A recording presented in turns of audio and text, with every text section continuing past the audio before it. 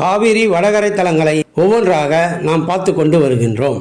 அந்த வரிசையில் 6வது தலமான திருமகேந்திரப்பள்ளி திருமேனி அழகர் கோவிலைத்தான் நாம் பார்த்து கொண்டிருக்கின்றோம். இது 1300 ஆண்டுகள் பழமையான தேவார பாடல் பெற்ற சிவத்தலமாகும்.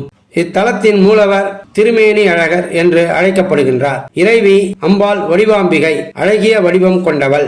பங்குனி மாதத்தில் சூரியனின் ஒளிக்கதிர்கள் நேரடியாக மூலவர் மீது விழும் அற்புதமான அறிவியல் சிறப்புடையது. இந்திரன் தன் சாபம் நீங்க சிவபெருமானை வழிபட்ட தலம் என்பதால் மகேந்திரப்பள்ளி என பெயர் பெற்றது.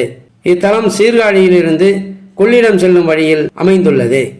ஆலயத்தில் நவகிரக சன்னதி இல்லை என்பது குறிப்பிடத்தக்கது. விநாயகருக்கு தனி சன்னதி இருக்கிறது. இவருக்கு இருபுறமும் ராகு கேது இருவரும் உள்ளனர். இத்தல இறைவனை சூரியன், சந்திரன், இந்திரன், பிரம்மா ஆகியோர் வழிபட்டுள்ளனர்.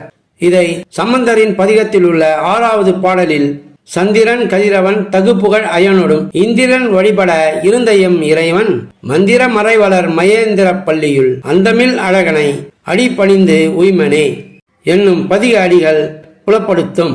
இவ்வாலயத்தின் தீர்த்தம் இந்திர தீர்த்தம் என்கின்ற மகேந்திர தீர்த்தம். இது கோபுர வாயிலுக்கு எதிரே வெளியே உள்ளது. இந்த தீர்த்தத்தில் ஒரு மண்டலம் நீராடி இறைவனை வழிபடுவோர் தீராத நோயும் நீங்கி நலம் பெறுவர் என்பது ஐதீகம்.